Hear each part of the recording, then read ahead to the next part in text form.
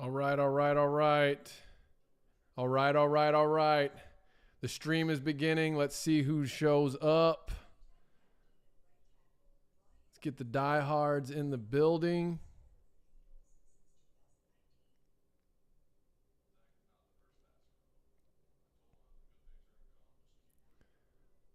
Let's see.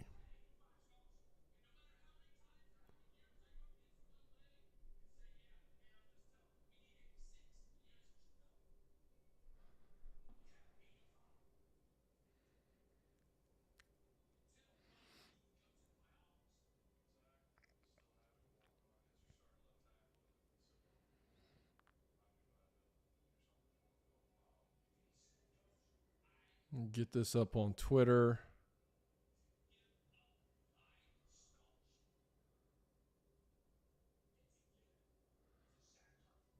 Let's see.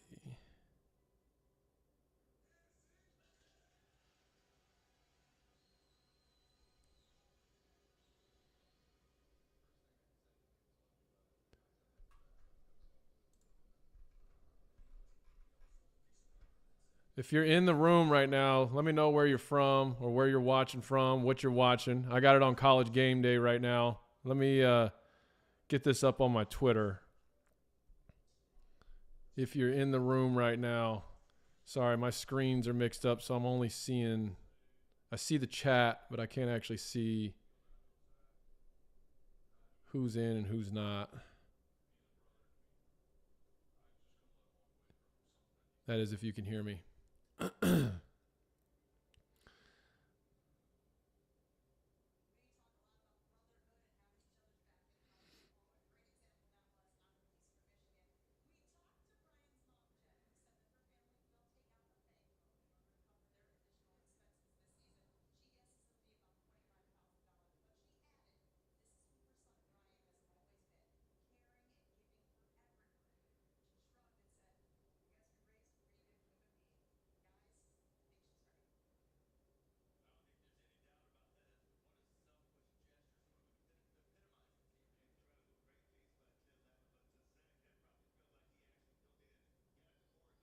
Let's see. Anybody in here? Say something in the chat. Let me get it up on Twitter X.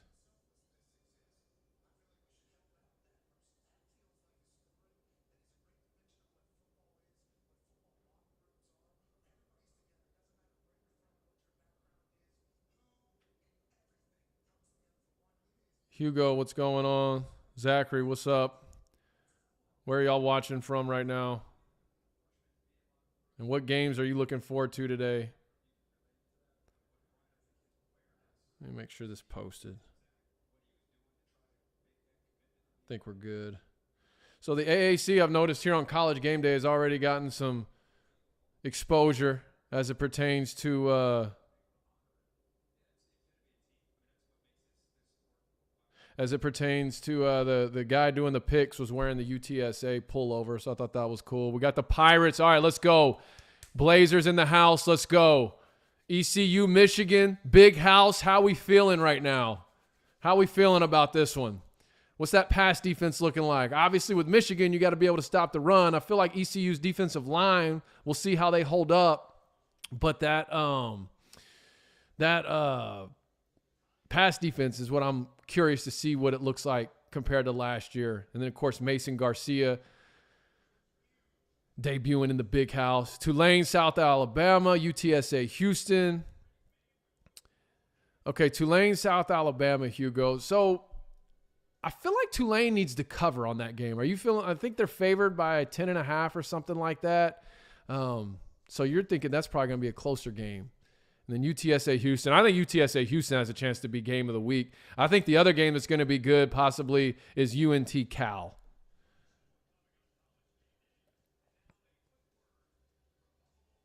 And I think UNT gets them.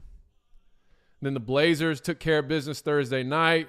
David, how'd you feel about that offense, man? I loved it. Kept the chains moving, very methodical. I put up on my Twitter, it reminded me a bit of Kansas State's offense, which I love Kansas State's offense, mainly what they ran last year with Colin Klein.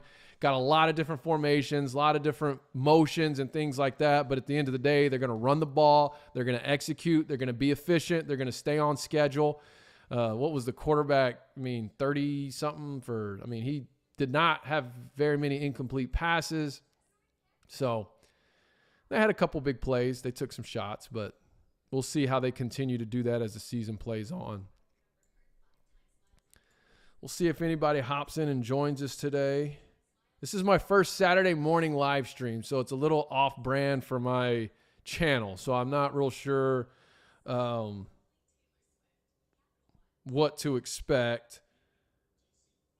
I figured last weekend I did a whole watch party. We had a ton of people on. And then this week I was going to try and do a couple pregame shows to see how those just to compare the two, see which ones to maybe continue doing throughout the course of the season. UAB's new offense is very refreshing. Excited to see the real test against. Yeah, okay, good deal. Good deal. I liked UAB's offense as well.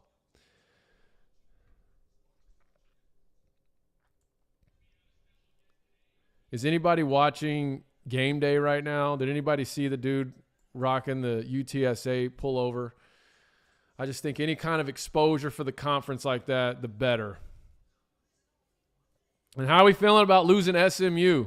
Anybody? Diego, there he is. UTSA. You hear me just now, Diego, what I was saying? Did you see the dude wearing the pullover on game day? The one that was making his picks for UTSA. Great exposure for the school and great exposure for the conference. Good deal. Good deal. How are we feeling about this game against Houston? So, yeah, let me pull this up here.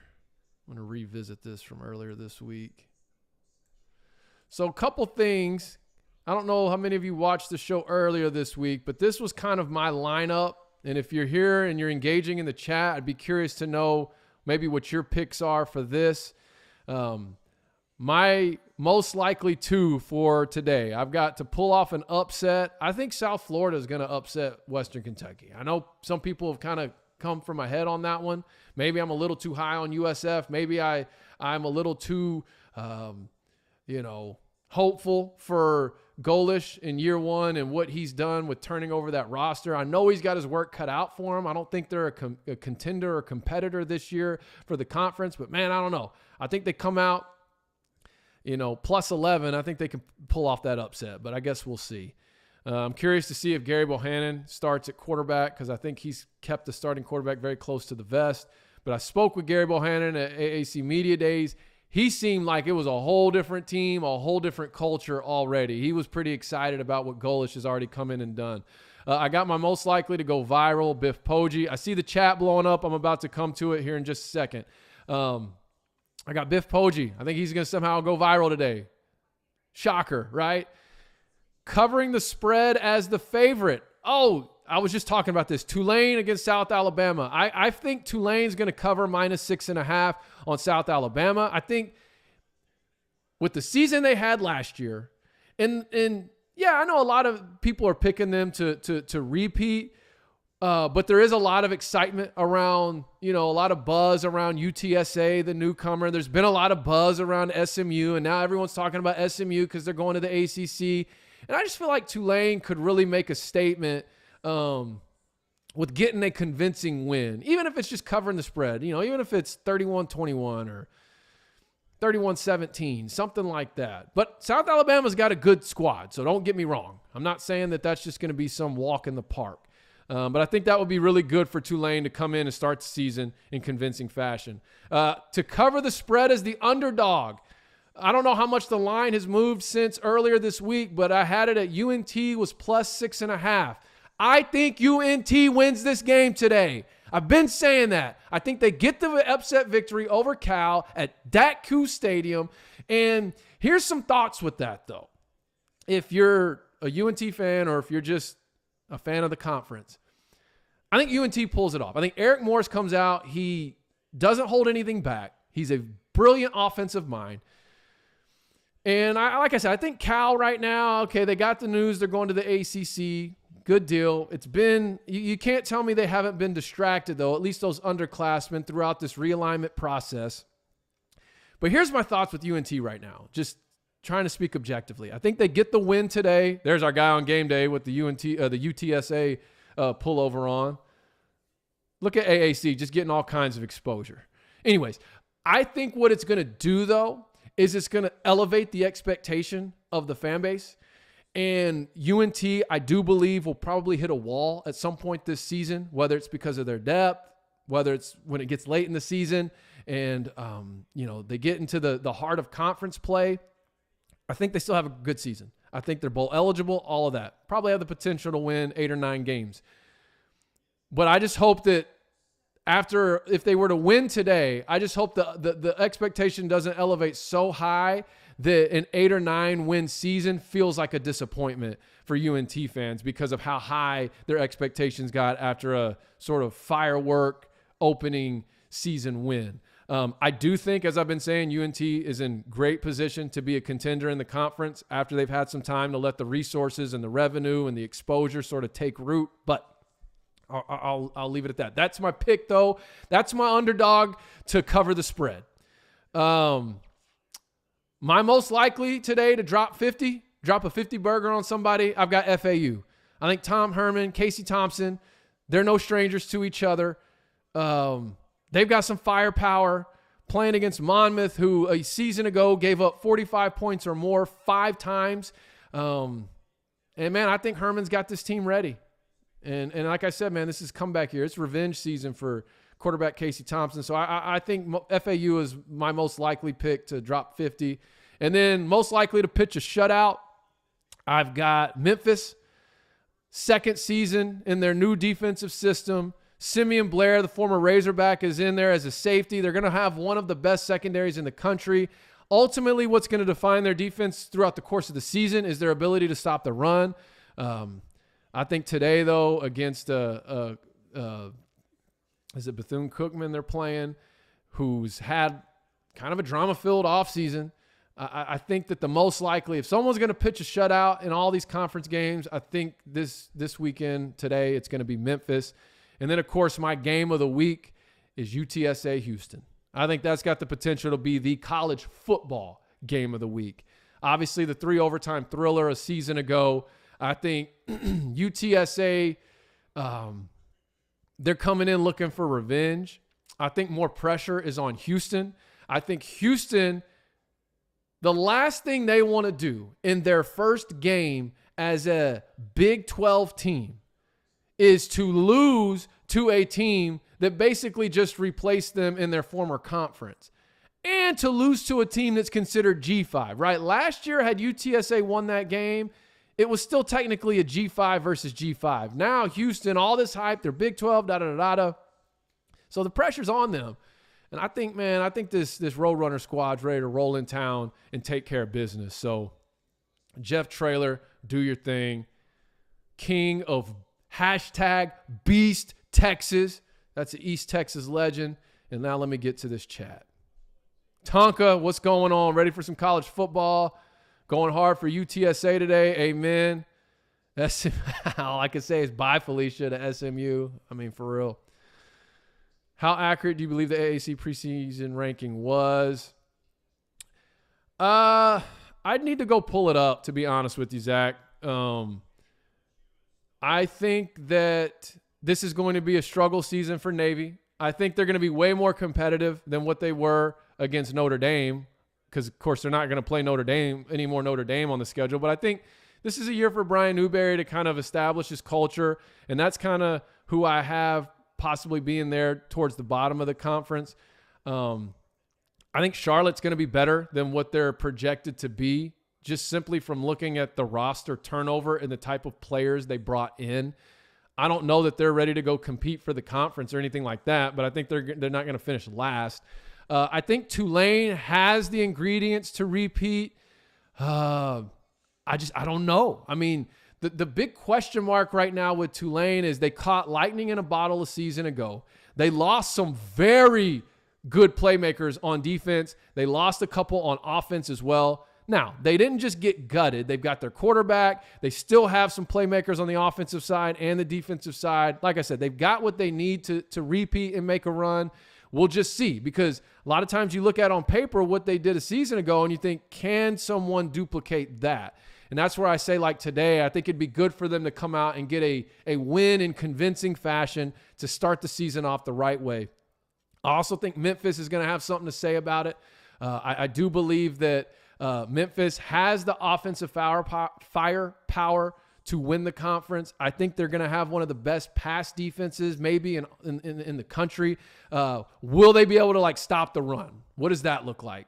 Last I think I saw, they have a true freshman possibly starting on the defensive line. So I don't know if that's because he's just an absolute beast or if it's because they just don't have a lot of depth there. So time will tell.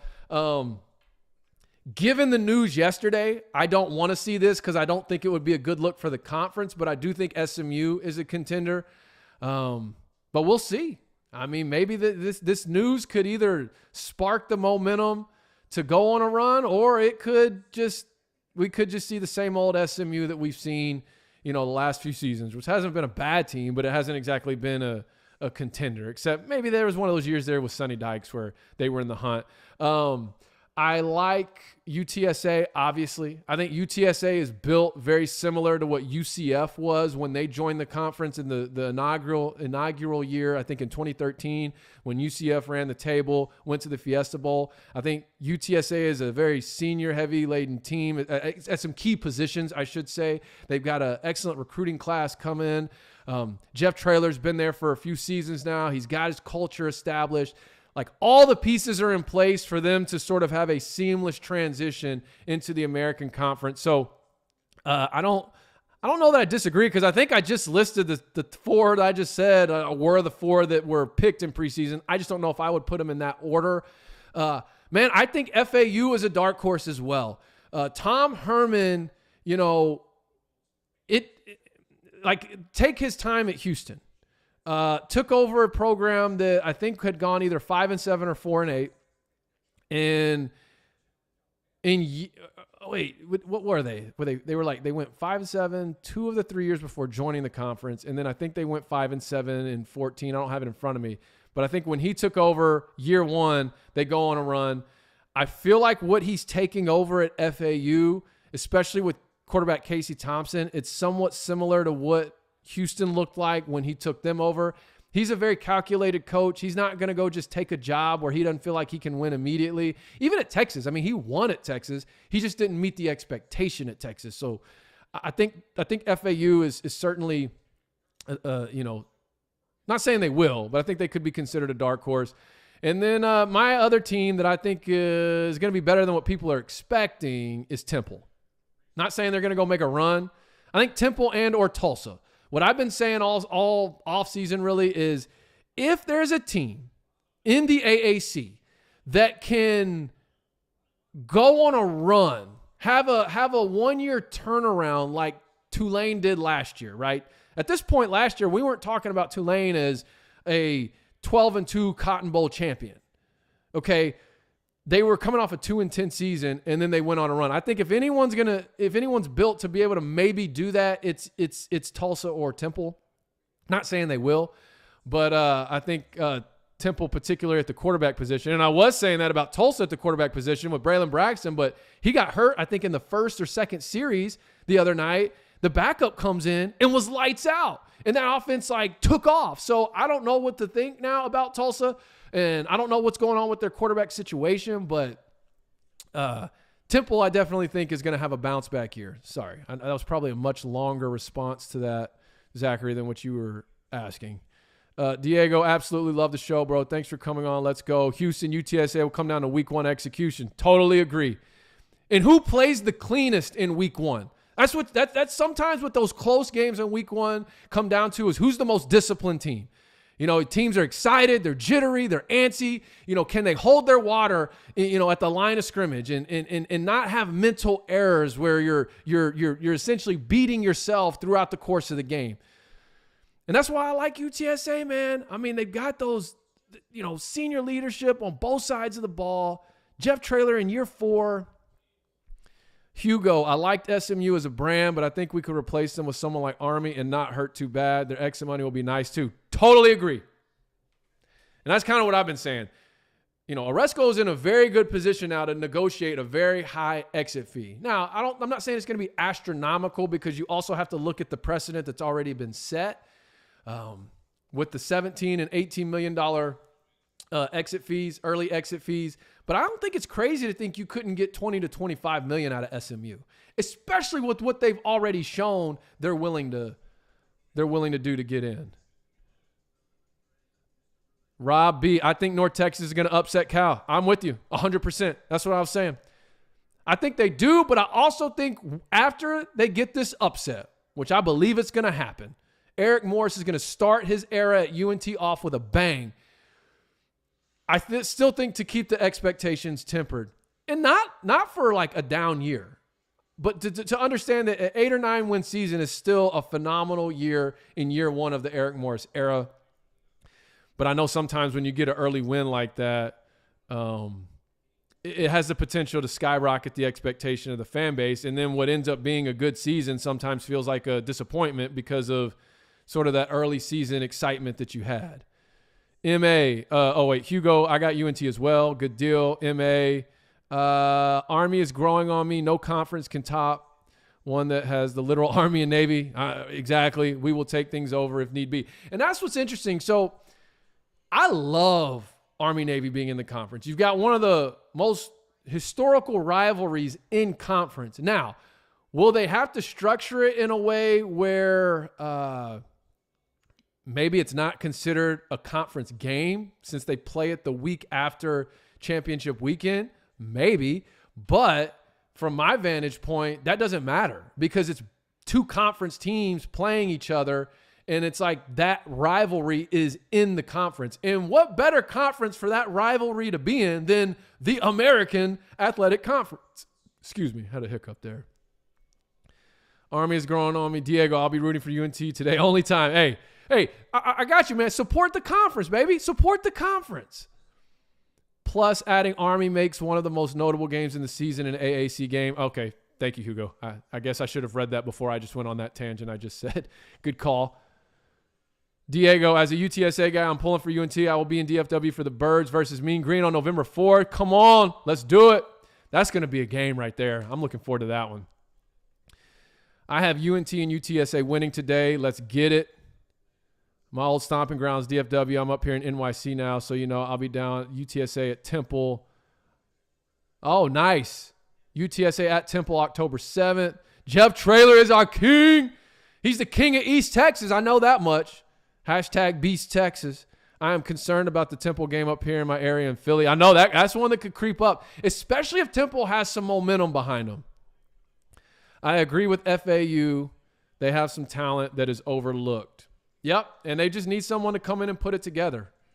I mean, similar to when Lane Kiffin came to town. Year one, they went 11-3. Now, I get it. It wasn't the American Conference, so I get that piece. I'm just saying FAU is a school that usually always has talent.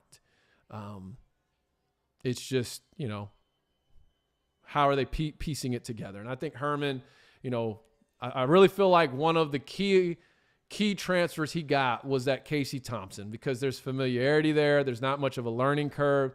Casey Thompson, if he's healthy, if he's 100% healthy and can stay healthy, I expect him to have a great season this year. Yeah, Tonka, UNT's playing Cal in Denton.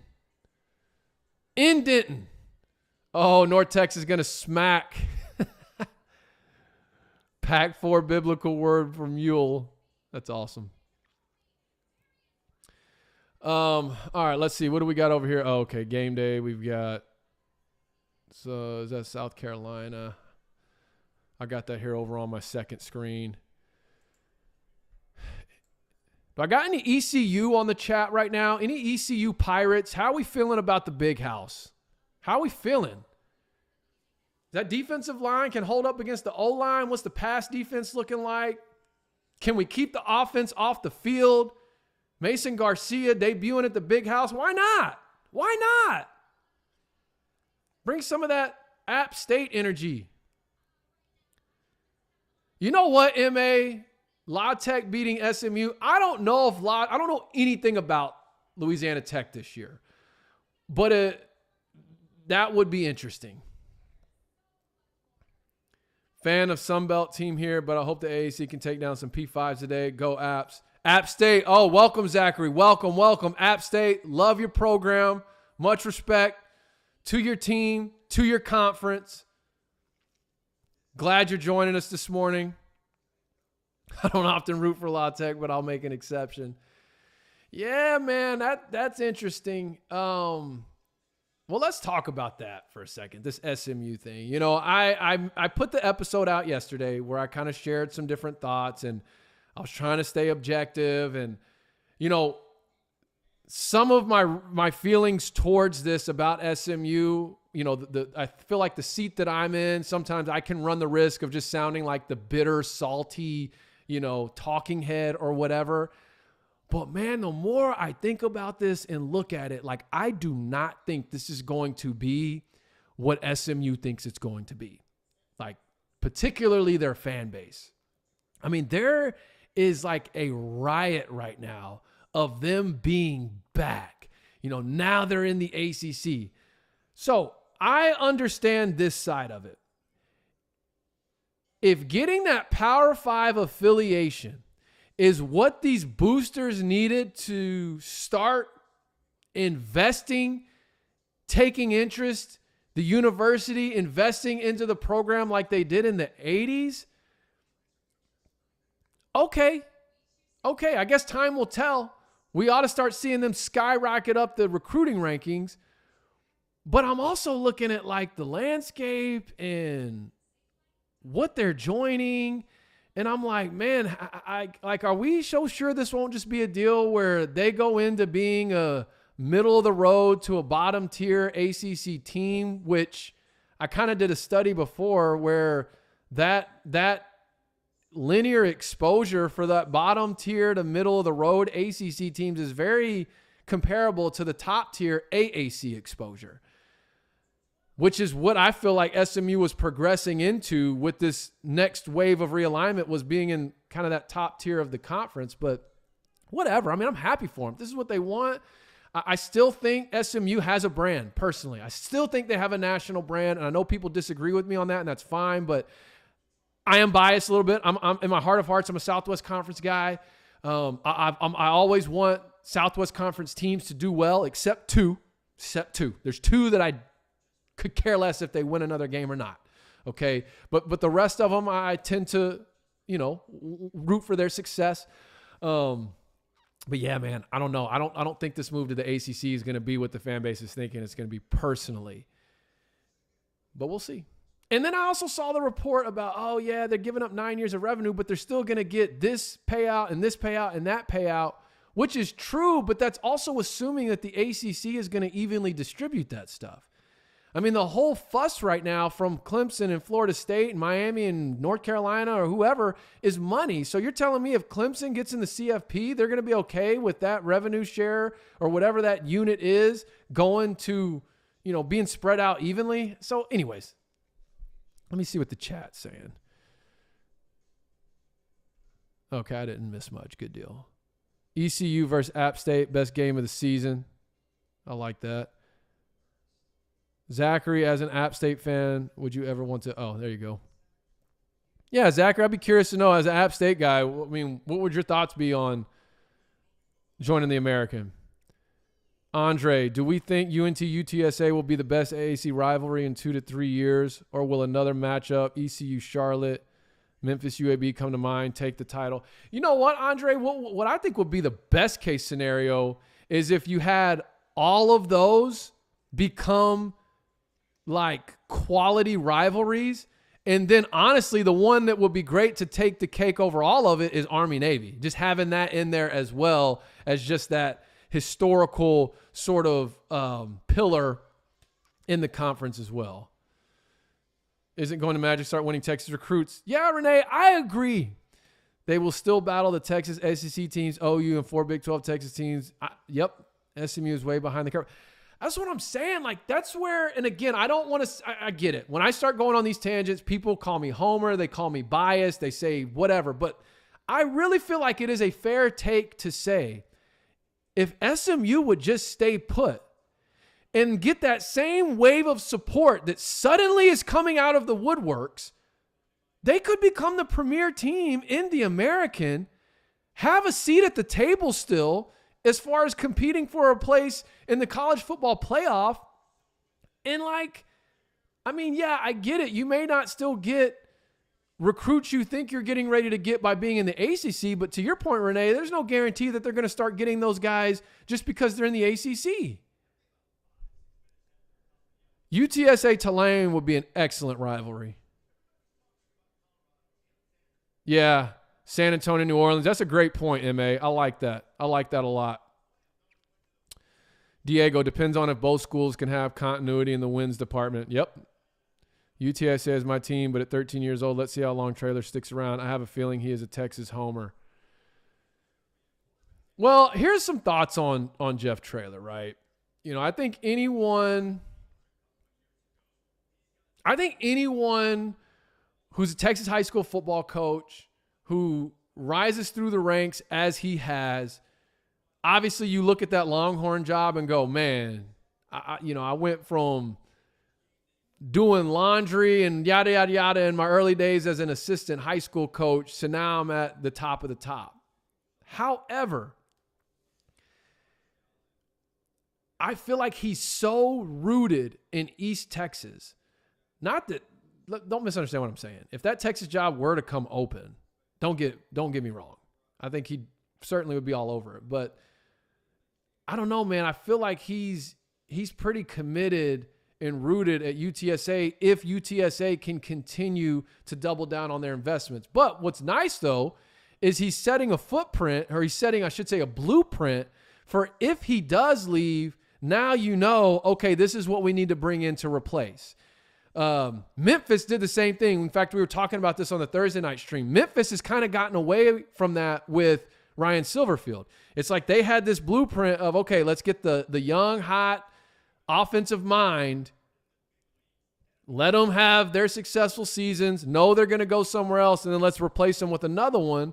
And it's like they had Fuente, Norvell, and then they got away from that with Silverfield. And that's why I was on the chat on Thursday. I was like, man, how would Memphis fans feel about a Garrett Riley coming in? He would fit that mold of what's made them successful.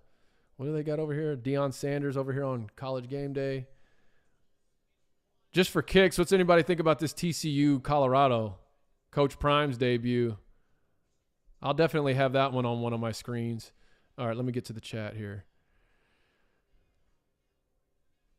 You're spot on. Why wait until yesterday to invest in the program? Houston started building years ago. SMU has a lot of work to do. Totally agree. Totally agree, Renee. Thank you for that.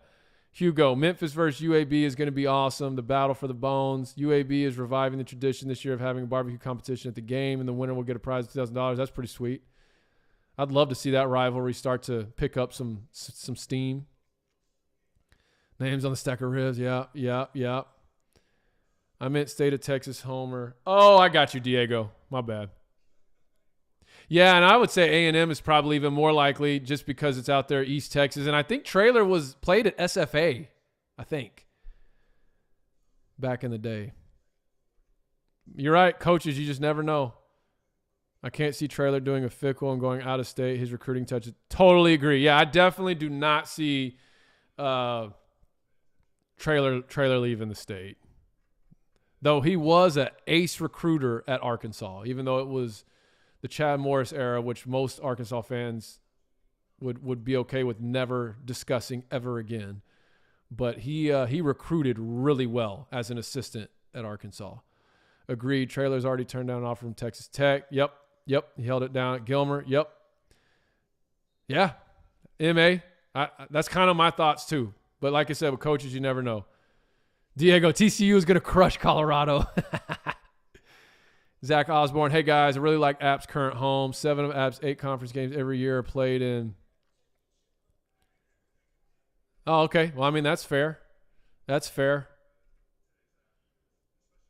Andre. Now, Zachary, to that point, though, you probably already know this, but the American did just release that they're not going to expand westward, and they want to keep their expansion in the footprint that it currently has, which is obviously kind of the southeast, Texas, southeast area. Dion can't out-talent teams like he did at Jackson State. That's fair. Here's what I'd say, though. You know, his offensive coordinator was the head coach at Kent State last year. And I don't know if y'all remember, but Kent State was the one that was giving that Georgia defense a little bit of fits in the first half. You know, you had a Georgia defense that looked like, is anybody going to score on these guys? And then Kent State, they gave them some problems. So, and then, of course, they have the longtime guy from Florida State on the defensive side. So I feel like he's brought in a pretty decent staff to where he's able to kind of be the CEO type and then obviously working with the defensive backs. But you know what? We'll see how it goes. Colorado struggle. That's fair. Chad Moore should have stayed in state. Fair. All Razorback, as a Razorback alum myself, would agree with that. Struggle because they haven't played this level in so long. Oh, yeah, I got you. Yeah, that's fair. That's a fair take. Tonka Todd, trailer is absolutely amazing. And just so y'all know, that's a man that bleeds Razorback red right there. That's the thing. Even though that era was awful for Razorback football, most Razorback fans still have great respect for Coach Traylor. I remember that Kent State game. Great point, sir. That's why we watch. No, hey, that's what we're all in this together, Diego. But yeah, I thought that was a good, because he brought in the head coach and then as the OC, and then he brought in his O-line guy. You know, that's obviously two critical cogs. Now, do they have anything up front? Can they protect Shedeur? That's what I'm waiting to see.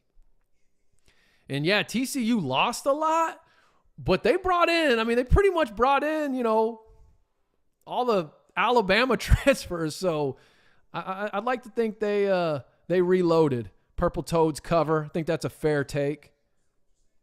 But I'll definitely be tuned into that. Hugo, as a UAB fan, can only hope we emulate Kent State this year against Georgia. I don't want to get eviscerated again like 2021.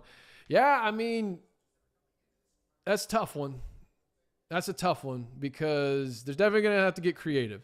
Now, what you have going for you as a UAB fan is you have a offensive coordinator that is no stranger to that Georgia defense and has had some success, has been a part of an offensive staff that's had success against that Georgia defense. Now, it was with a totally different level of players, but still, I think if you look at the blueprint Alabama rolled out maybe 2 years ago in the SEC championship, where they really got that front seven running sideline to sideline, that then kind of opened up their run game. Yeah, we'll see. The problem is UAB looks like their staple of their offense is establishing the run, and they did a very good job of that. And then if you think about Georgia and their front sevens, like that's what they do. They stop the run. But I mean, like I said, you got Mortensen in there. He's no stranger to that Georgia defense. So I think that'd be great. I mean, obviously they'll probably still end up losing, but yeah, to put up a fight like Kent State did and maybe even expose some of the chinks in the armor with that defense, I think that'd be a great look. Yeah, TCU top 10 transfer class. Now, granted, Colorado had like the top transfer class, so we'll see. I did notice, though, they've got true freshmen starting at one of the skill positions. There's actually some AAC connections on that Colorado. Y'all remember Jimmy Horn Jr. last year at USF? He had some burners. He is at Colorado now. He's one of their starters. I just hope UTSA keeps it within 20 against Tennessee. Yeah, I mean, I don't know what Tennessee has this year, right? I know they got Joe Milton apparently playing quarterback, but one of the knocks on Milton pretty much his whole college career has been consistency. He has a cannon for an arm. But I know at Michigan he struggled with some consistency. I even think at Tennessee he struggled with some consistency, but we'll see. SMU, like every AAC team, can compete with Wake Forest, Duke, NC State, Pitt.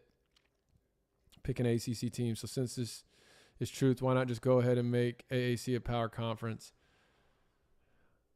I mean, Power 6, baby. I think Mike Oresco would be all over that, Tonka. I mean, honestly, that's been his whole brand and his whole image. Now, I think what people would argue against it right now is all the newcomers. And that's where I'm getting sick and tired of arguing, like having this argument with people who act like Oresco was 0 for 6 on who he brought into the conference. It's like, first off, what were y'all expecting? Was he supposed to go get Texas A&M, Oklahoma State, and Arkansas? You think those teams are going to join the American? So it's like you have to respect the fact that, okay, these teams that he brought in were quality additions because once they make once they get the resources they need to commit, like to follow through on the commitment they've made to even join the conference, it's all those brands, UAB, FAU, UTSA, UNT, those are all programs that brands are about to elevate significantly. For crying out loud, we've got a UTSA pullover on College Game Day right now. So, sorry, I got into that argument last night with somebody, and it was a fan of someone in the conference. It's like, how can you be so short-sighted on this? Anyways, sorry. Chat question. What's on the menu for opening weekend? I kept things simple. Thursday fajitas, tonight smoked wings. Ooh! I like that, Renee. Yeah, everybody, what we got? What we got? For me, I'm thinking quesadillas on my menu, Renee. M.A. preach. Yeah, you dang right we're going to preach. And I think what gets me so fired up about it is I feel like that's a fair, objective take, and people act like I'm being a homer when I say it. And I just think that's stupid. Or an Oresco apologist. Or no, listen, I was adamant yesterday. I disagree not pursuing westward expansion, but I totally understand it. I totally understand it. I thought it would have been a great opportunity to try to get that Auto 5 status, even though I don't fully understand how the whole reverse merger logistic things work. But you know what? If more than half of the presidents in the conference were against it, there's probably a reason for that. But anyways, tune into the game. You'll see a lot of UTSA fans at the Yep. Fajitas and burgers tonight for the game. I always will have the back of the AAC because I support great college football, and this is amazing to watch, so I'll always have your sick. Yeah, come on, Tonka. Oh, and you know what I'm saying. We've got that Razorback connection, too. Former Razorbacks look out for each other. That's just a thing. That's just how we get down. Heck yeah, quesadilla is a classic. I'll be throwing my tortillas tonight, not grilling. Guns up. What? UTSA travels well. You will notice that on the road games. Smoking some chicken wings tonight. Let's go. M.A.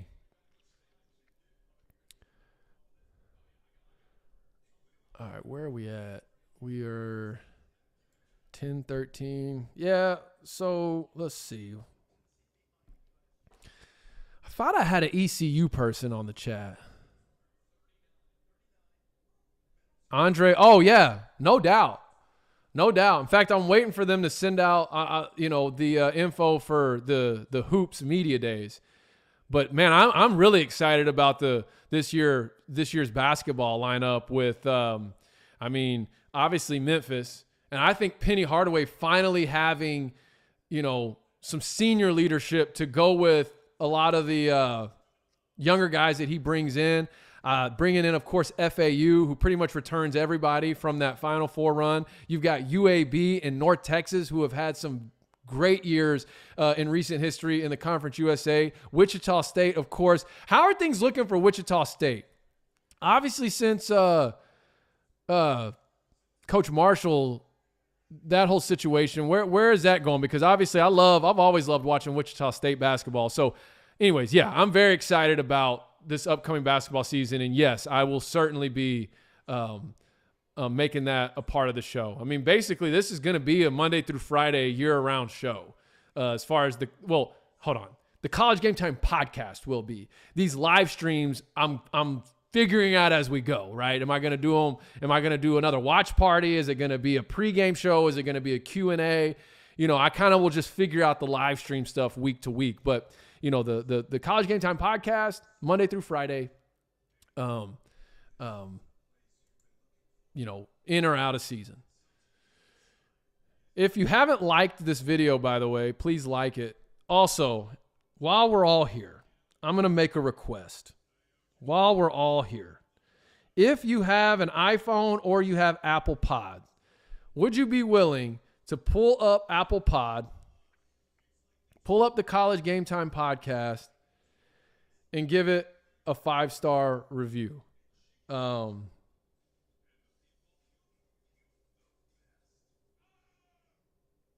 And if you're compelled to leave a review, I would certainly appreciate that. I just saw a new review, I guess, that came through late this week.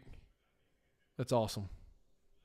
Because, yeah, I'm committed to turning this thing into the number one go-to show. I mean, we're the fastest growing show for the American right now. But let me get to the chat.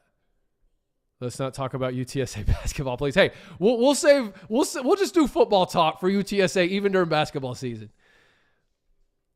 Game gets the fridge. Bro, UTSA basketball is atrocious. In my opinion, SMU leaving is an audition by subscription. If my memory is correct, they never won a conference title in football in the American or Conference USA. That is 100% true, Dennis. Appreciate that. First man, Mosa mixed.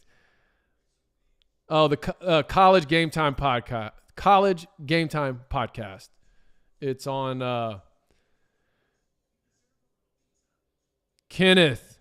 Army joining would be a slam dunk. Yep, I put that up last night, actually. I would love a VCU basketball edition. Since Army would be football only like Wichita. Yes, that's exactly what my thought is too. And it fits into that footprint. Excellent program. Hey, Kenneth, I'm looking at your graphic, man. How are we feeling about the big house? MA, yes, I am on Spotify as well.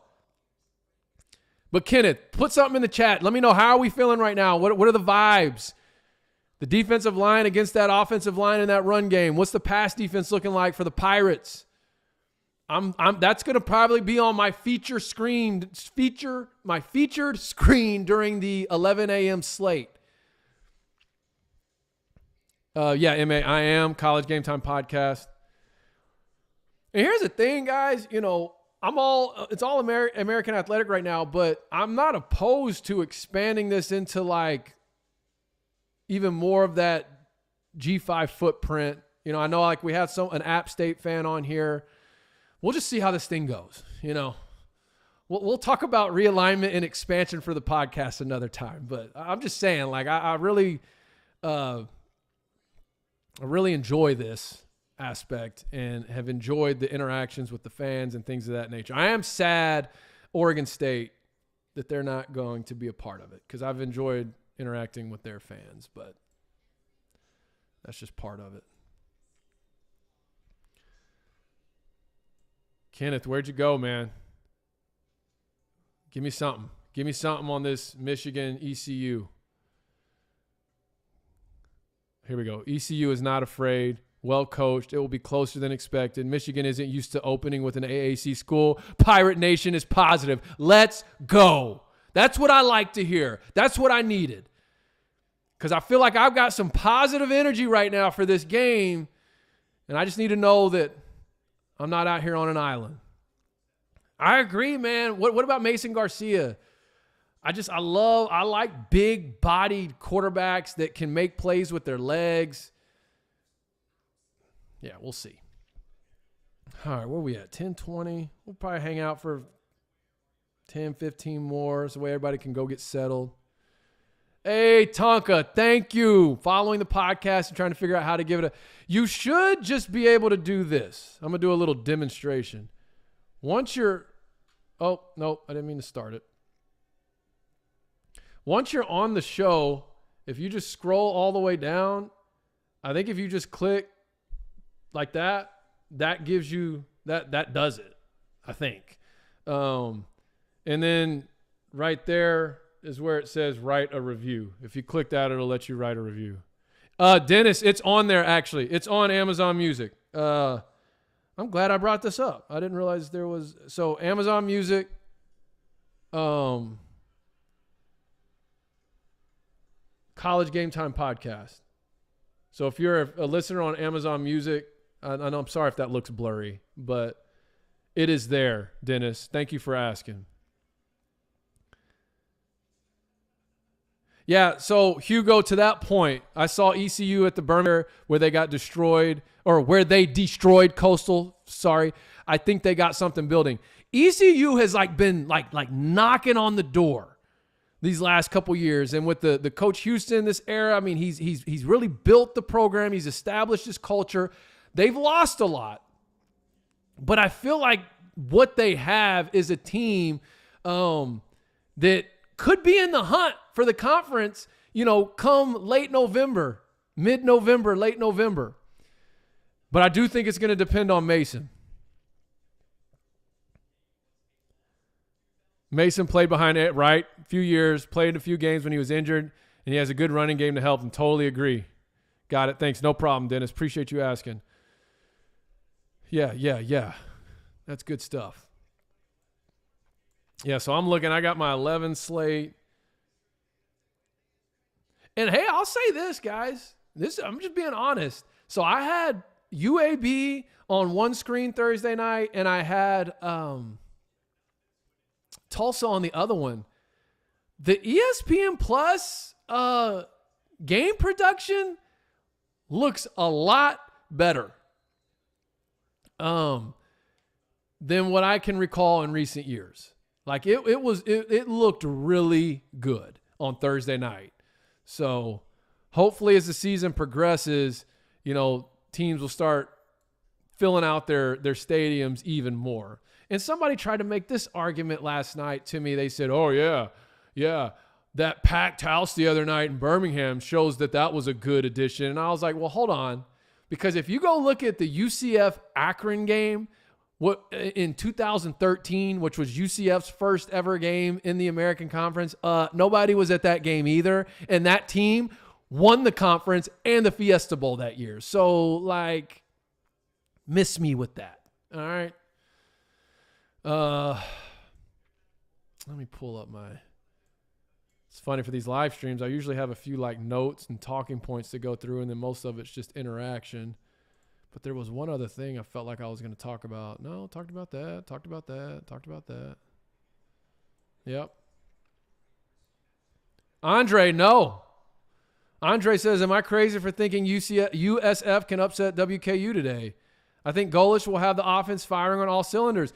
Okay, I don't know if you're in here. So I went through my most likely to list at the beginning of the stream, and my most likely underdog to get an upset is South Florida. Let me go find, where is it at? Yeah, they're 11.5-point underdogs. I'm with you. He's overhauled the roster. Andre, are you a USF person or no? Or are you just... Because I'm curious about this quarterback. I like Gary Bohannon. Gary Bohannon, he was an Arkansas kid, Earl, Arkansas, ended up going to Baylor out of high school because when he came, he was never really recruited by Bielema's staff. And then he was coming out when the staff transitioned to Morris, and I think it was just too late in the game. So he went to Baylor, had success at Baylor. Now he's at USF. Had a little bit of success last year before he got hurt. Oh, Tonka, no worries, my man. Hey, I appreciate that. Thank you, sir. But anyways, I say all that to say about Bohannon is I would love to see him. Oh, Wichita State. Duh, you just said that. Sorry. Got you. Okay. Yeah. Okay, good deal. Any early thoughts? I know it's week 1 of football, so we don't want to get too much into basketball, but any thoughts right now on Wichita State hoops, what that might look like this year? Diego, here it comes. Diego, what are you talking about? Did I miss it? Maybe.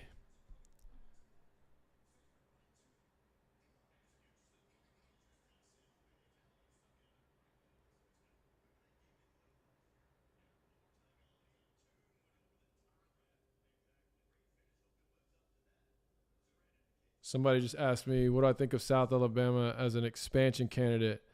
Oh, okay. So, Steve-O, I don't know if you're still on, Steve-O. Sorry, I'm just now seeing this. If you're in here still, what do I think of South Alabama as an expansion candidate? I think it fits the footprint. I think that's a solid football program. Don't know a lot about their basketball side. I think if we're going to go Sun Belt, I just really like App State. But we have an App State fan who was in here. I don't know if they still are, but, really likes being in the conference. But, man, I think App State, if I'm looking at Sun Belt, that'd be my top one. But, I mean, I would not be mad at South Alabama at all. What is their basketball? Why do I feel like they have a decent basketball program? Maybe they don't, but I don't know. So thank you for that. I actually had another question earlier on Twitter. Where was it? Don't disagree. Yeah, so this was interesting. You know what? I think I'm going to save this for the next podcast episode because it's actually it's not really related to right now. Has to do with Oresco and the Big East brand name, but I'll talk about that later. Oh, got you. I just freaking miss it. I got it playing right now. I guess I was talking too much.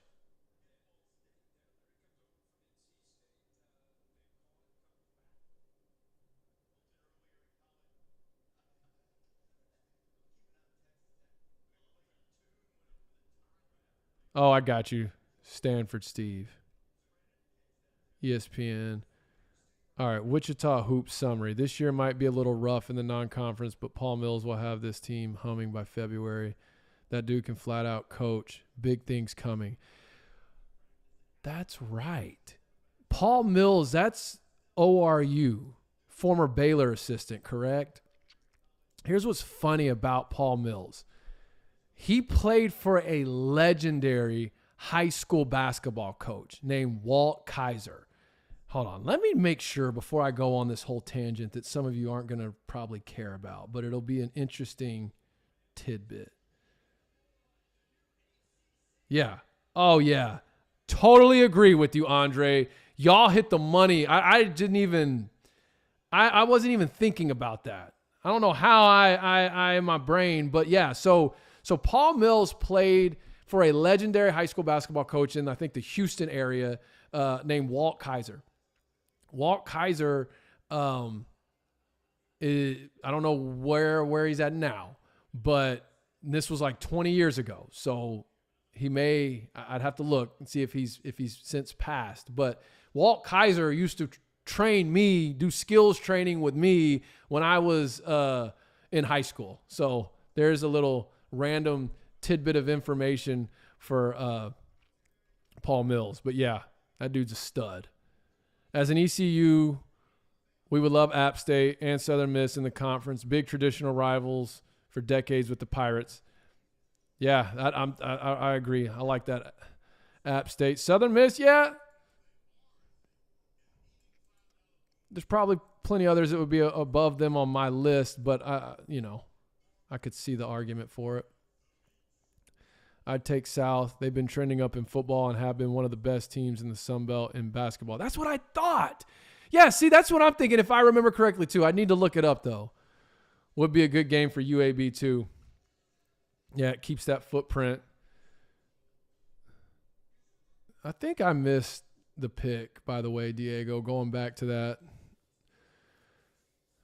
Plus, I think there's a delay here with the lag on YouTube and all that, so it's all right. It's all right. All right, well, what are we doing? Where are we at? Appreciate the diehard crew. I've officially deemed this the diehard crew. I'm putting it in the chat. The ones that come on and hang out on these live streams, whether it's a pregame or a watch party, we're the diehards. The diehard football fans, college basketball, you name it, we're here. It's college game time. Does anybody have anything else for the chat? I think we'll probably wrap it up here pretty quickly. Out of the box edition will be Ohio. Yeah, I've thought about Mac. You know, I think if they go Mac, the one that's intriguing to me is Buffalo. But I do see that about getting back into Ohio after losing Cincinnati, which makes sense. But yeah, might wrap this up here. I think we've been on for around an hour or so. Die hard, let's go. Yeah, I think you might have been the one, Tonka. I don't remember if it was you. It was someone else on the stream Thursday that said that initially, and I thought, that's kind of catchy. Yeah, you dang right. Welcome to the party, pal. You'd have to think the AAC would look for an R1 or AAU institution if they add another school. Well, and I think obviously like Buffalo would fit that brand, would fit that mold. Someone told me on Thursday that UAB is like the next institution in for that AAU designation. Like, if I understood it correctly, but yeah, that was something I remember someone talking about on Thursday nights about UAB. The cool kids table. I'll take it. As long as we don't have to spell cool with a K. I don't want to do that. But how you have it there, the cool kids table. Diehards only. Hashtag diehards. Diehard crew on College GameTime. All right, fellas and ladies, if there are any on this stream right now, I think I'm about to end the stream because I want to get settled for, well, I guess 10:30. I mean, y'all tell me if anyone's had any more questions or discussion points, we can hang out for a few more. If not, I'd say let's all go get ready for a Saturday slate of football, and come Monday, we'll be back in action. And listen, if you're following me on Twitter I'm Trey Smith, and I'll probably put this on YouTube if I won't get copyrighted for it, but I have access to like the film, like the highlight film after each week. They haven't posted any yet. But what I'm also planning on doing is doing kind of like an old school sort of Sports Center type game read and deal like that. So anyways, I just say be on the lookout for that. Dennis, good luck to everybody's schools. Let's go undefeated for the American. You know what? Let's do it. Let's do it. Let's all rally to support ECU at the Big House, 11 a.m. And with that, if there's nothing else, man, thank you all for joining. Like I said, we're a little over an hour now. I don't want to keep everybody too long. I know everyone's got plans for the Saturdays. Make sure you get some good eats, some good drinks. Hopefully we get some good wins. And I will see everyone Monday for sure. Appreciate y'all tuning in. That's it for me this morning. Trey Smith signing off the College GameTime live stream. Peace.